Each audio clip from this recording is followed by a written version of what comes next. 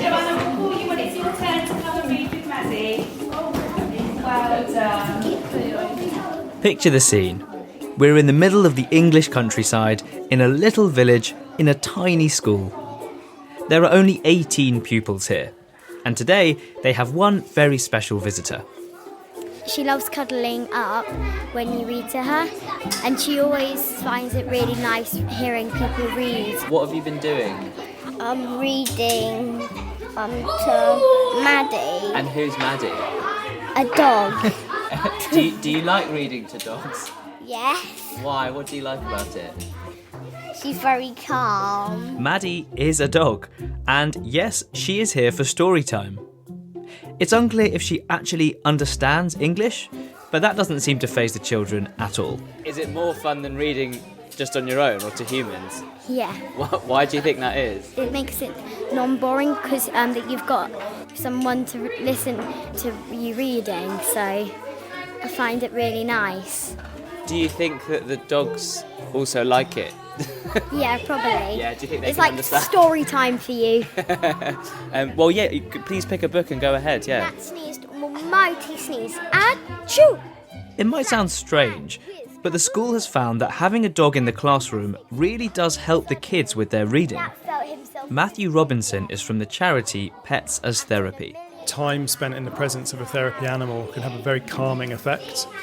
Children will feel more relaxed, more able to join in with other activities. It's interesting sort of hearing, you describe the project, because on paper it seems like bringing a very cute dog into a school sounds like the worst idea in the world. Like the kids are going to be too distracted, they're not going to do their work, but actually it helps them in kind of lots of ways, emotionally and mentally, but also kind of helps with their learning. Yeah, it doesn't seem to be this distracting element. It's very much a calming influence. Just sitting, close proximity, stroking, because the dog acts as a non-judgmental listener. It really doesn't care how the child pronounces a word, if they're speaking quite, low volume. They're just there to be loved. And the school's head teacher, Emma Wallace, has also noticed the positive impact of having a reading dog. Research tells us that vocabulary acquisition and learning to read really change the life chances of children as they move forward in their education and into their careers. So we do everything we can when they come into school to support that. But it's not always easy. For some children it is harder. And so then we need to look at some of these little adaptations that are going to help them find that excitement, find that joy, and not feel fearful of reading. And that's where the dogs can really take part and a big part. Nora and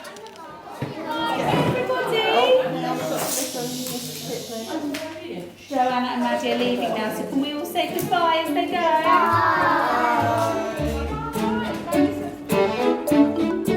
go? This is Crowd Science from the BBC World Service. I'm Anand Jagatia, and today's episode is all about the incredible things that dogs are able to do for humans.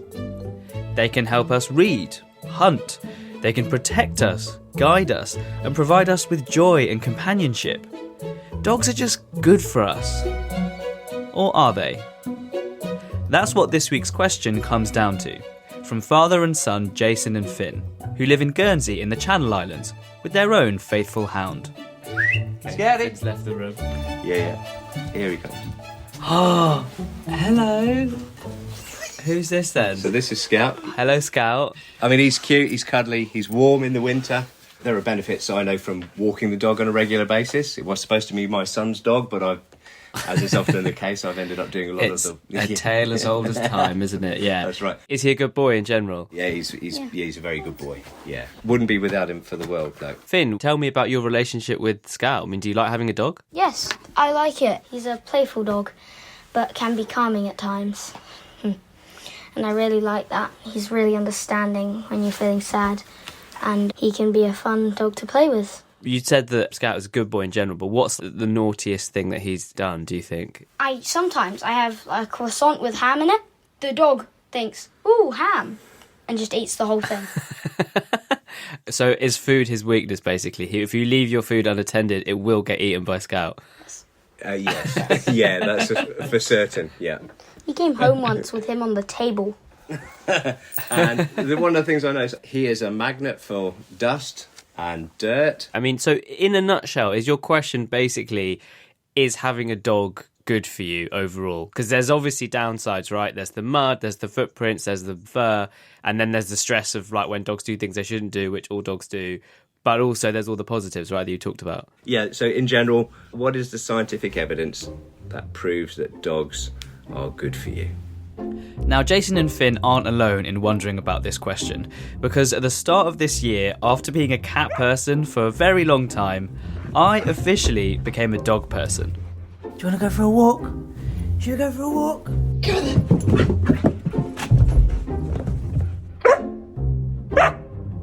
This is my puppy, Stella.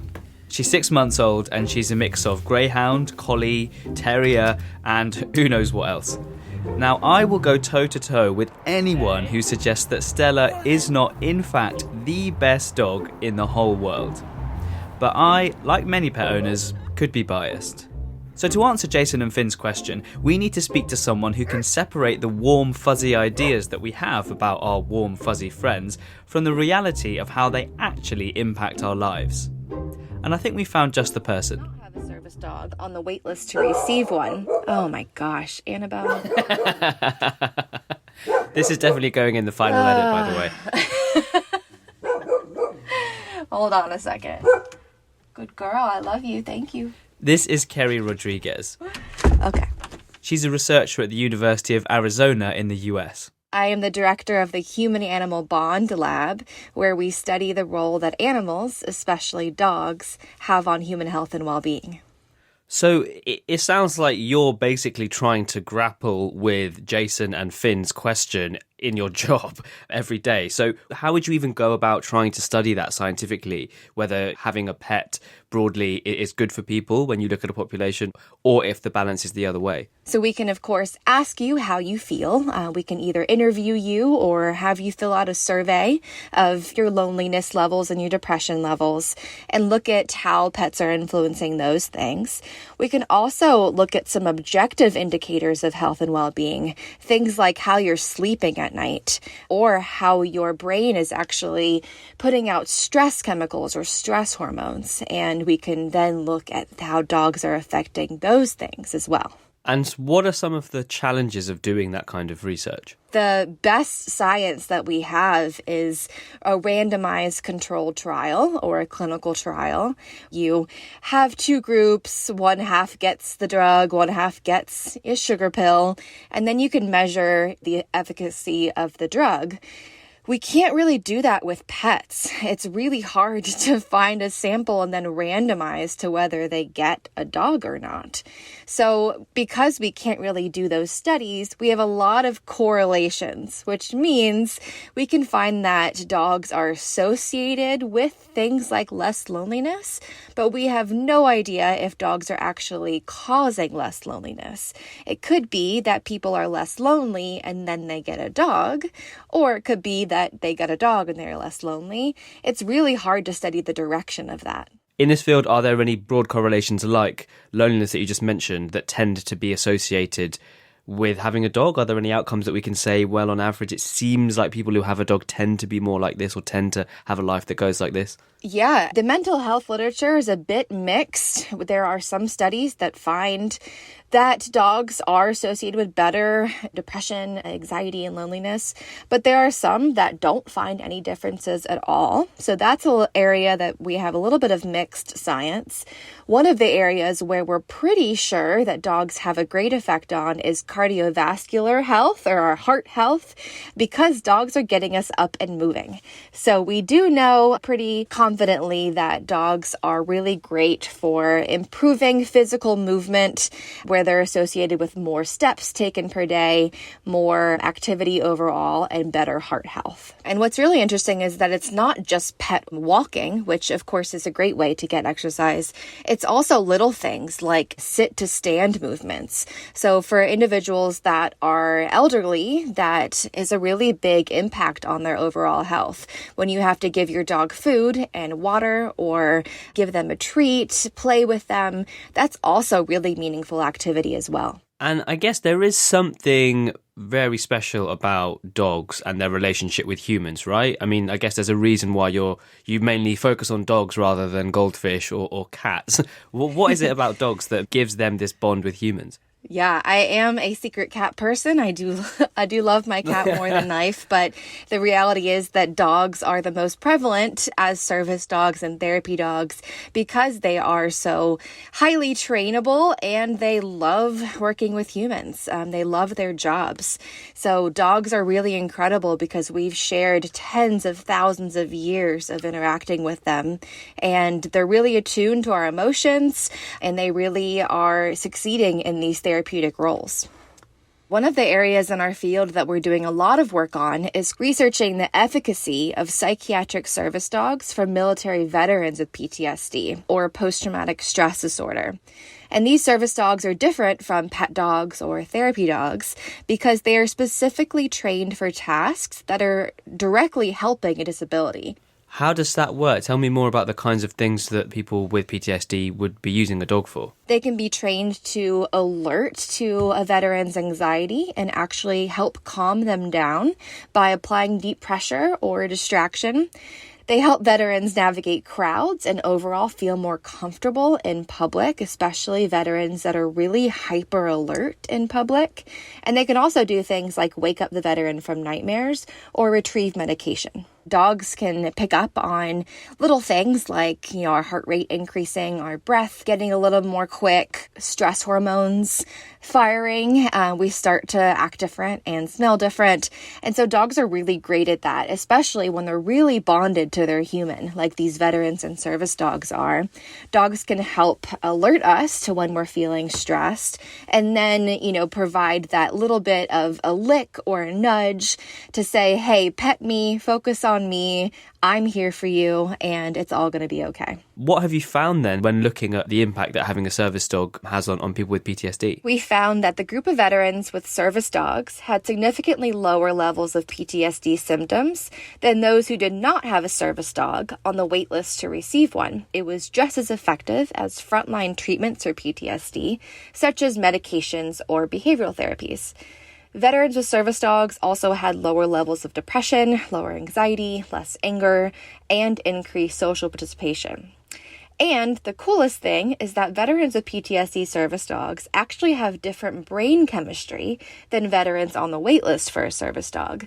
When we quantify their stress hormones, we find that veterans with a service dog have different stress profiles and a healthier cortisol profile than those without a service dog. So all of that research really tells us that there is something meaningful happening here. So if you're a war veteran with PTSD, according to Kerry's study, having a trained service dog can definitely be good for you. But it's more difficult to quantify the effects of the average pet pooch, especially if you're trying to separate correlation from causation. For example, it seems like dog owners have better cardiovascular health, although maybe that's partly because fitter people are more likely to get a dog in the first place. Let's check in with Finn and Jason again and see how they think that Scout might be helping them out. Does having a dog in the house benefit your children from the perspective of their immunity? I haven't had hay fever or anything whilst I've gotten a dog, so I would like to know if that's affected me or not. As we've said, questions like this are tricky to answer, but there are people who have tried. I'm a veterinarian by training, and I practiced for a while as a small animal veterinarian, and my clients told me how much their animals meant to them and it made them healthy and so on. And then I became an epidemiologist, and I wanted to study this relationship with actual real data, not just having anecdotes. Tove Fall is a molecular epidemiologist at Uppsala University in Sweden. And she studied whether growing up with a pet dog makes children less likely to develop asthma, which is a condition linked to the immune system. Now, the difficulty here is that so many things that could affect whether you own a dog might also impact your immunity. Like, maybe people who have a dog do have healthier immune function, but they might also be more likely to live in the countryside. So how do you tangle out which thing is affecting what? Well, it turns out that Sweden is the perfect place to do this because they have extensive medical records on their population and a dog register since 2001.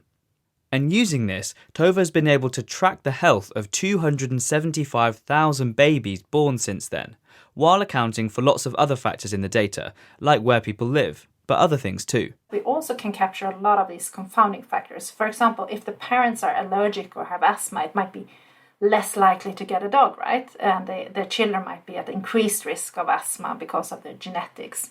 But we can capture that and account for those kind of disturbing or confounding factors in our analysis. First, we actually looked at who lived on a dairy farm because we knew that growing up on a farm is protective to asthma, and we could confirm that relationship.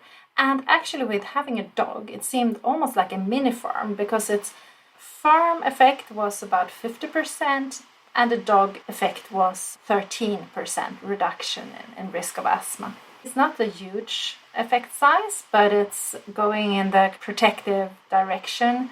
So after this, we could say that in Sweden, we don't see any evidence that it should be risky for you to keep a dog in the family when the baby grows up. But then, of course, if the baby gets asthma, then it's another thing. Then you should always listen to your doctor and take their advice. So if you already have asthma, then having a dog might be bad for your immune function, but it might stop you from getting asthma in the first place. Exactly. When you think about it, having a dog is a quite complex exposure. So you're both exposed to allergens, which could be things from the dog's skin or urine or saliva. But it's also you're exposed to microbes. And in line with the hygiene and microbiome hypothesis, that could be very good for your immune system. So the immune system, the first years of life, the white blood cells are trained on what is normal and what is not normal.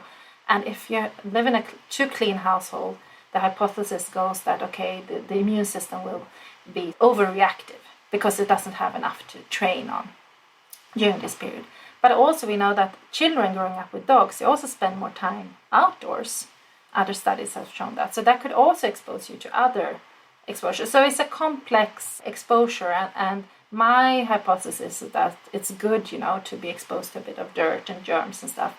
With the allergens, we don't know yet. But it's like a mixed bag. I've heard about this idea that the hygiene hypothesis or the old friends hypothesis, people talk about this idea that we used to have in our history, in our past as a species, we had exposure to a lot more different kind of microbes. And so having a dog means that you're outside more and you get exposure to those microbes, which is maybe good for teaching your immune system and stopping you from getting these conditions. But on the other hand, the dog itself could be an allergen. So the jury's out as to whether that's going to help you or harm you when developing asthma. Exactly, that was a great summary. So it seems like there is evidence that owning a dog does impact your immune system, and there is also evidence that it does so in a positive way. Yeah, it's pointing in that direction. So until anyone proves us wrong, I think it's leaning in that direction, yes. You're listening to Crowd Science from the BBC World Service, where we're taking a closer look at our canine companions. Are they good for our health and well-being? Although it's hard to get good data on this, from what we've heard so far, it looks like they might be, at least when it comes to asthma or cardiovascular health. So far, so good doggy. But the thing is, even the best dogs can be bad sometimes. Stella, what have you done now? So she ate our reward card? Yeah. Coffee reward card. We were only two stamps away from a free cup of coffee. I have to come clean here. Stella does have some pretty destructive habits, like sneaking into places she shouldn't and very quietly tearing things apart. What are you doing? Go downstairs. Who made all this mess? Stella, was this you? I think we can take her silence here as an admission of guilt. Now, of course, if you decide to let an animal roam freely around your house, then you may have to accept that some of your stuff gets ruined. But this raises an issue, which is that having a dog who lives indoors like one of the family is a very Western idea. So we wanted to ask you, our Crowd Science listeners, how you feel about these animals. Hello BBC, good evening. My name is Bella Brahman. I'm from northern part of Nigeria. It is prohibited to keep your dog in your house except under two conditions. Number one is for security purposes, and number two is for hunting. in Vietnam, you easily own a dog without any license. But these dogs are not normally trained to behave well, especially in public. Dogs can be dangerous because they can bite people to death. I'm scared of them because they still have a wild instinct inside. Hi, I'm Vilma. I'm from Albania. In my country, there are two kinds of people, those who love them a lot and those who hate them. In the past, the dogs were seen only as guard dogs. Our childhood dog named Nina, it guarded us when parents were working. Hi, my name is Sanjukta Roy and I am from Andaman Islands, India. Dogs have always been an integral part of my life. In my home, they would be a source of joy. Outside, in streets, offices, airports, etc., they would be a source of protection, awareness, and overall a landscape presence. Domesticated or stray, they are indeed man's best friend. I love that phrase, a landscape presence. Thanks to everyone who got in touch and made the point that attitudes about dogs certainly differ around the world.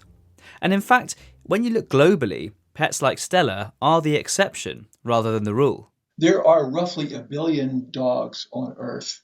However, the vast majority, we might say 70-80% of those, don't live in apartments, they don't live in houses, they don't have owners per se. They typically live around humans, but they're basically free-ranging. But we also see enormous differences in the frequency which people keep pet dogs. So, for example, in Egypt, there are approximately 10 dogs, pet dogs, per 1,000 people. In the United States, there's approximately 250 pet dogs per 1,000 people. This is Hal Herzog. He's an anthrozoologist, which means he spent decades trying to understand the way that we think about animals, including our pets. All of us that love pets are convinced that our pets are good for us. We really want to believe that our pets are good for us. The problem is that there's a mismatch between what the empirical research is actually showing and what we want to believe. Hal points out something that might seem kind of obvious. Many dog owners have a bit of a blind spot when it comes to admitting the negative aspects of their beloved pets. I'm guilty of it, and it seems so is listener Jason. You have done yourself a mischief, I hear, on one of your walks. Yeah, quite a few, actually. Yeah, I forgot to mention that. I was walking the dog down at a local beach just down the road from us one winter. I slipped on the slipway and fractured 3 or 4 of my ribs very early in the morning. So I suffered hypothermia and had a quick visit to the hospital. I wouldn't say that's the dog's fault. Would I be walking down the beach at 6:30 in the morning without the dog? Probably not. Ouch. Poor Jason. But he's not alone. 85,000 Americans are taken to hospital emergency rooms each year because they trip over their dog, usually resulting in a broken leg or something. Our dog is an absolute trip hazard. She's so long, so it's like there's a maximum area, and she's really quiet, and she's very short. So the number of times I've almost broken my neck, I think, in the kitchen. And she's only 6 months old, so... Yeah, so it'll probably get bigger and it would become more of a problem. Yeah, exactly. In the United States, about 300,000 people are taken to the emergency rooms each year because of dog bites. Pets are the second largest source of conflict between neighbors in the United States. Fighting, biting, broken limbs, these are some pretty serious potential downsides. So, I asked Hal, what does he make of Jason and Finn's question? Overall, is having a dog good for you? As the research has gotten better, if the studies have had more subjects, as they've gotten better controls, what we see is more and more studies are not finding evidence, measurable evidence, that pet owners are happier or that their well-being is better or they're less depressed or they're less likely to have high blood pressure. So the research is really mixed. I don't think there is solid, convincing evidence that pet owners are better off than non-pet owners. But it's quite a broad question, right? To say, like, is having a dog good for you? Well, what does that even mean? It makes me think about having kids, right? Yes. Like, loads of people that I know that have kids, are they happier because they have kids? No, they're probably more stressed, they have less money. But nobody says, is having kids good for you? Nobody has kids because it's good for you. You have kids because it fulfills some sort of human need, Yes. and it's meaningful. Yes. You're exactly right. I think that's such an important point. And I think the connection between kids is right on target. There's a whole field of happiness studies in psychology now. But what it tends to show is that people with kids are less happy than people that don't have kids.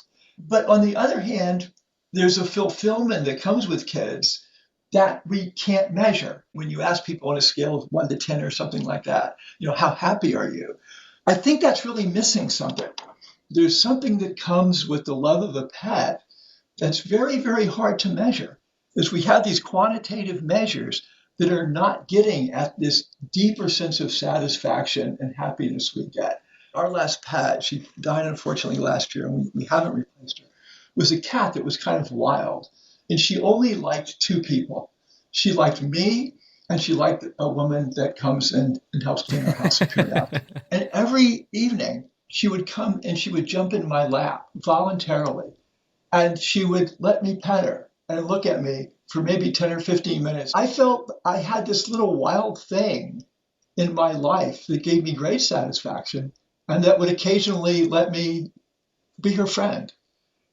And I miss her deeply, even though that would not be measured on our standard measures of happiness, depression, survival from heart attacks and stuff like that. Yeah, very true. I think that's a really good way of putting it. And one of the surprising things in making the show is I would never have categorized myself as a dog person. Like maybe 10 years ago, I didn't really get what all the fuss was about. I thought dogs were kind of annoying, a bit slobbery, very needy, a lot of work. All true. And yeah, exactly. I mean, I still see that is objectively, that is true. But ever since getting a dog, I kind of feel like I have opened my heart up in a way that I didn't realize was possible. I've discovered, new depths of human emotion that I didn't previously experience. And I think my life is richer for it. I think you've said that really beautifully. I really like the way you put that. And I absolutely agree with you. So, Finn, Jason, from the evidence, I'm not sure we can say conclusively that having a dog is good for our health. But maybe they're good for our souls.